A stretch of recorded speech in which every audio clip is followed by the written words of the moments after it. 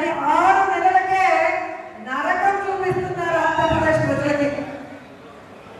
ఈరోజు ఎక్కడికి వెళ్ళిన రాష్ట్రంలో జగనన్నని ఓడించుకొని తప్పు చేశామని ప్రతి ఒక్క